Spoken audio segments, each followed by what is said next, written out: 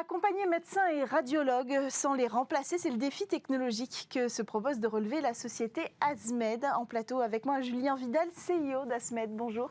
Bonjour. Bienvenue sur le plateau. Alors, quel est l'objectif précisément et la solution que vous proposez pour y arriver chez Asmed? L'objectif chez AZMed, c'est de développer des logiciels basés sur l'intelligence artificielle pour déceler des pathologies visibles sur des images médicales. Le but, c'est d'être utilisé par des radiologues ou par des urgentistes pour leur faire gagner du temps et leur faire moins d'erreurs potentiellement dans des contextes notamment d'urgence. Ils ont très peu de temps pour prendre une décision impartie. Et donc le but finalement, c'est d'augmenter la qualité globale de leurs patients. Comment ça marche concrètement ? Concrètement, c'est un logiciel qui s'intègre dans le flux de travail existant des radiologues. Et donc, au moment où ils ont des images à analyser et où des images de patients leur parviennent, le logiciel va automatiquement, en une poignée de secondes, détecter la moindre pathologie décelable sur ces images. Elle va l'entourer avec un rectangle de détection et va du coup alerter le radiologue de la moindre pathologie suspecte pour qu'il ne puisse passer à côté d'aucune de ces maladies et puis qu'il puisse aussi gagner du temps au lieu de les chercher pendant de longues minutes parfois. Alors ça soulève plusieurs questions. D'abord un constat, est-ce que les erreurs sont si fréquentes que ça de diagnostic pour qu'on ait besoin d'une solution d'assistance intelligente ? Le constat, il vient plutôt de l'explosion du nombre d'actes d'imagerie médicale ces 10 dernières années dans le CDE. Ça fait plus 100% en 10 ans, mais on a toujours le même nombre de radiologues et d'urgentistes qui sont capables de les analyser.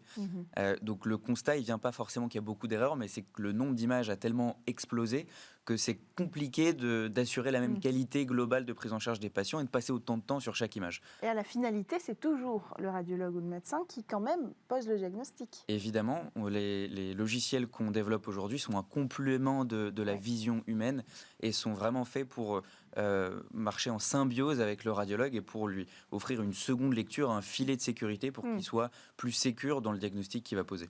Ce qui veut dire qu'à un moment donné, concrètement, il va avoir une proposition de diagnostic et il va simplement la vérifier ? Et c'est ça, il va avoir le logiciel qui aura tourné avant même qu'il ait regardé l'image pour qu'il n'ait pas ce temps d'attente-là, évidemment.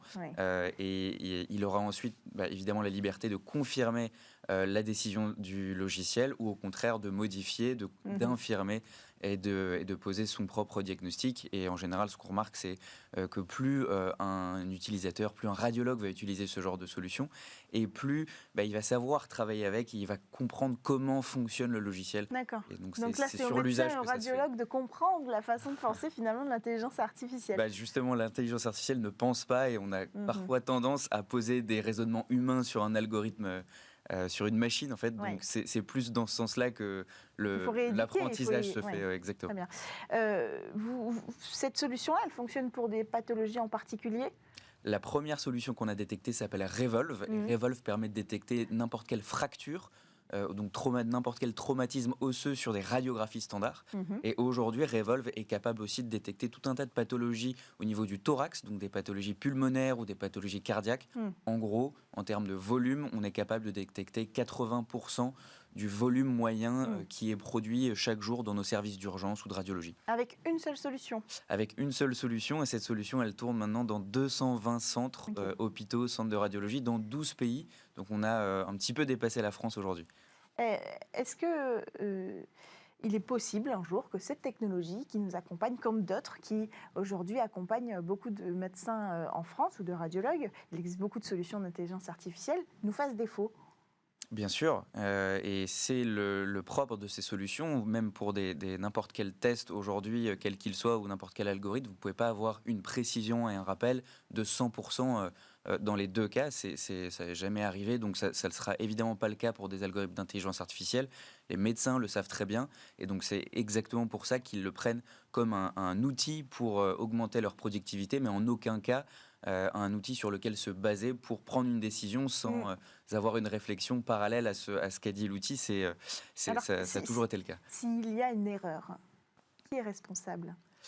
Aujourd'hui, ce genre d'outils sont vraiment là pour aider, pour conseiller, pour pointer finalement les doutes possibles, visibles sur une image. Donc, Aujourd'hui, le radiologue responsable ou l'urgentiste de son propre diagnostic, c'est lui qui pose la décision. Ce genre d'outil est vraiment là. Donc c'est pour le médecin qui faciliter leur reste travail. responsable Tout à de fait. sa décision, Tout à fait. quoi qu'il arrive, même dans le futur, quand l'intelligence artificielle va prendre de plus en plus de place, la question peut-être de la responsabilité sera encore à étudier. Voilà. En tout cas, je pense que c'est quand même souhaitable que le radiologue reste au centre, évidemment, du diagnostic et que c'est au radiologue de créer son propre chemin de pensée pour soigner un patient. En tout cas, aujourd'hui, ce genre de logiciels ne sont pas capables de remplacer une pensée humaine, loin de là. Merci beaucoup, Julien Vidal, CEO de Azmet, d'être venu sur le plateau de Smartech pour nous présenter cette innovation. Merci à tous de nous avoir suivis. Tout de suite, vous allez retrouver le Lab avec encore des entreprises innovantes comme celle-ci. Et puis, quant à nous, on se retrouve demain sur Bismart pour une nouvelle édition de votre émission Smartech.